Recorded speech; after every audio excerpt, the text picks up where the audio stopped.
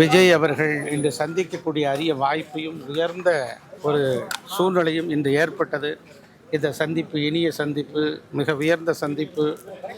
காலம் ஒரு தகுதியான தலைவரை இந்த தமிழ்கூறும் நல்ல உலகத்திற்கு வழங்கியிருக்கிறது. எப்படி புரட்சித் தலைவர் எம்ஜிஆர் காலத்தின் கட்டளையாக வந்தாரோ, எப்படி புரட்சி தலைவி அம்மா அவர்கள் காலத்தின் கட்டாயமாக வந்தாரோ, அப்படித்தான் சந்திரசேகர், ஜோசப், விஜய் என்கிற மகத்தான ஈடு இணையற்ற ஒரு இளைஞர் இன்று காலத்தின் கட்டாயத்தின் அடிப்படையிலே காலம் தீர்மானிக்கப்பட்ட தலைவராக இன்று வந்திருக்கிறார். அவருடைய தேவை இன்னும் அரை நூற்றாண்டு காலத்திற்கு இருக்கிறது. நிச்சயமாக தமிழ் கூறும் நல்லுலகம் அவரை போற்றி பாதுகாக்கும். ஊழலற்ற நிர்வாகத்தையும் லஞ்சலாவண்யற்ற நிர்வாகத்தையும் தருகிற தமிழக அரசுக்கு உள்ளபடியே தமிழ்நாடு முழுவதும் மக்கள் பாராட்டி கொண்டே இருக்கிறார்கள். அண்ணா திராவிட முன்னேற்றக் கழகத்திலிருந்து நாங்கள் விலகி வந்ததற்கு என்ன காரணம்? கசப்பான நினைவுகள், சில காயங்கள், சில கண்ணீர்கள். ரைட் பார்ட்டி ராங் லீடர் என்கிற அடிப்படையிலே நாங்கள் விலகி வந்துவிட்டோம்.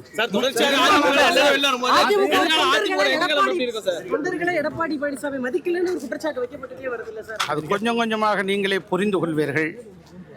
அது தகுதி உள்ளது தப்பி பிழைக்கும், வெற்றிடத்தை காற்று நிரப்பும் என்பது விஞ்ஞானபூர்வமான உண்மை.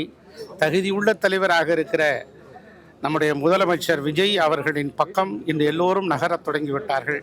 நான் கனவிலும் கூட அண்ணா திராவிட முன்னேற்றக் கழகத்தை விட்டு விலகுவேன் என்று நினைத்து பார்த்தது கூட இல்லை. எங்கள் தந்தையார் கிளைக்கழக செயலாளராக அந்த இயக்கத்தில் இருந்த காலம் தொட்டு இன்று வரை, நேற்றைய வரை நாங்கள் அந்த இயக்கத்தோடு இரத்தமும் சதையுமாக பணியாற்றி இருக்கிறோம். அந்த இயக்கத்தை விட்டு பிரிந்து வந்தபோது மனவேதனை இருந்திருக்கிறது. ஆனால் அந்த மனவேதனைகளை எல்லாம் தீர்க்கக்கூடிய ஒரு தலைவராக இல்லையே என்கிற வருத்தத்தில் தான் ஒரு நல்ல தலைவரை தேடி வந்திருக்கிறோம். நல்ல தலைவர், கனிவுடன் பேசினார், இனிமையாக பேசினார், மிக அற்புதமாக எளிமையாக பேசினார். இப்படிப்பட்ட தலைவரோடு அவரே அவர் தன்னை பொன்னாடையை போர்த்தி மகிழ்ந்தார். பொன்னாடியை போர்த்தி ஆரம் தழுவி இன்னும் மீண்டும் ஒருவரை புகைப்படம் எடுத்துக்கொள்ளலாமா என்று கேட்டார். வேறு என்ன கருத்துக்கள் என்று கேட்டார்.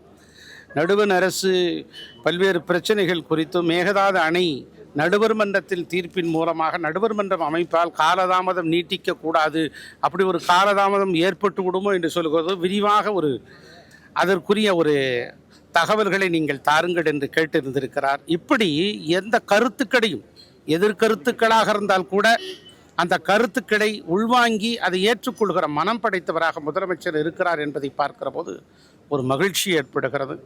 உள்ளபடி இப்படி ஒரு தலைவர் தான் தமிழ்நாட்டுக்கு தேவை.